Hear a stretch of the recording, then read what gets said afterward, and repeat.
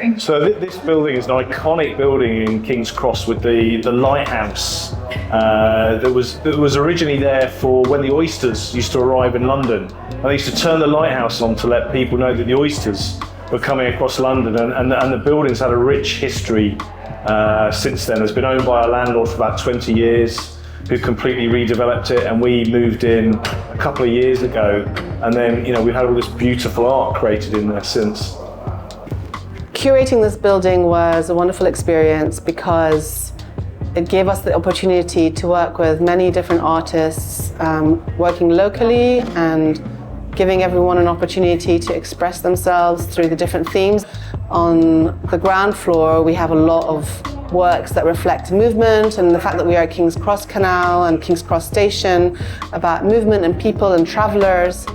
And then the next floor up, we talk a lot about the station and how it's evolved and the history of King's Cross Station, as well as the canals that are important lifeblood to London from hundreds of years ago till today.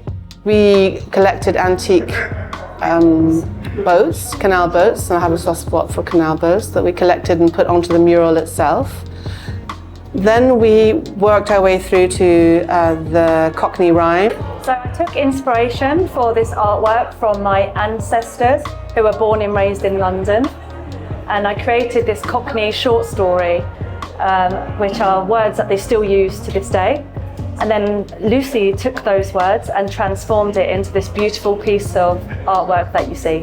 I looked at Charlotte's rhyme that she made, and I made loads of collages in relation to the rhyme, or in response to the rhyme, and then kind of composed them into a mural design in a sort of abstract, playful way, so that people would take a minute to study it properly and see if they could work it all out.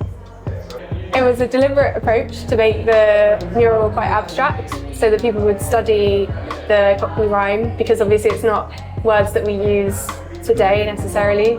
Cockney is a really very special, indigenous to London, and it has its own codes, and we wanted to unravel the codes of Cockney rhymes through imagery, and this imagery is very much focused on symbolism. So you've got apples and pears for stairs, and you've got so many different messages to unravel in the work that Lucy created in that mural with words by Charlotte. This painting is called Kiss, and it's part of an ongoing series I've been making for many years. And I take the inspiration from an eclipse sequence, not necessarily the moon, but any body passing in front of another in space, where one cuts out the other momentarily or partially. This is called Janus.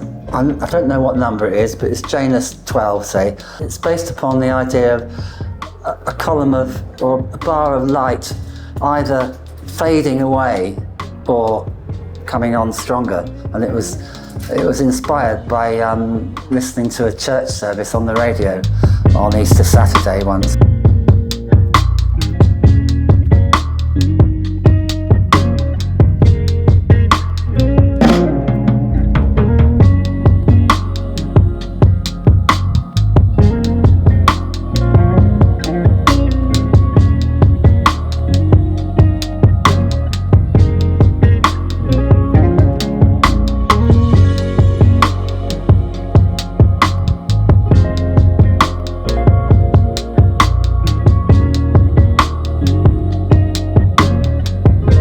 Marina, it's a diving woman diving into the adventure of life is what we wanted to inspire people to think about. And it's very much part of this era that we've created of the 1920s, traveling the world and the British Isles is very much the theme here.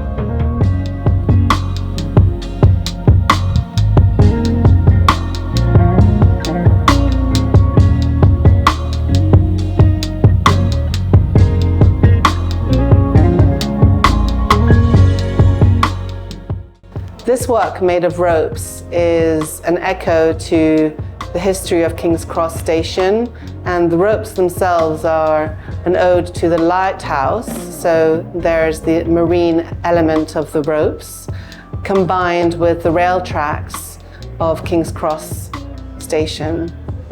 And I love this piece. It was fun making it. This is the work of Romano Locati. He's very much focused on colors and boundaries. He did a lot of work with Paul Smith, and you can see some of the influence there. He did also these wonderful cutouts. These cutouts, sculptures, were part of the Kensington and Chelsea Art Trail, and people would stand and take pictures with them. And the theme here is very much about travelers and traveling and our transitions through life. This is a blue one, and then we have a couple. And this is our different iterations of our different personalities as we go through life. And then here you have another one of his that is very much based on colors and all the shapes and shadows of our lives. There's all these Cockney rhymes full of collages on the walls. And this is the entrance of the lighthouse building, and one of the main features is Romano Locati's painting, which has got a strong Paul Smith influence. It's all about color and structure and movement. And because we're close to King's Cross, we chose this painting to show that how you are on a train, you're in movement and you're in your mind at the same time. This wall of plates was made by Debbie Carney, who takes antique plates and puts a twist of humor into them, makes them a story to tell within itself in our modern days and the way that we interact with our being. Plates have this very familiar way of this place in our lives where we have one every day. And here we're giving them a space within this chill out area of being thought bubbles that trigger humor about time, about words, and about our brains and how they function, this one specifically. So we love this one. This mural by Barney Zadok is a replica of the lighthouse that is at the top of this building. The history of this building is very much linked to the canals and how fish used to arrive right at the back of this building, and then when they would arrive, he would light up this lighthouse. And Barney made this mural as well as another one which really focuses on the canals and the canal system behind. This piece is called Thought Bubble. It's all about thinking out of the box, the geography on the wall and the reflection of the shadows of these flowers. And the idea is dream thinking, which is the title of this work, is all about how we can dream our thoughts and how our thoughts create reality. And when we're sitting on this seat down here, it's an invitation to think out of the box and explore your ideas.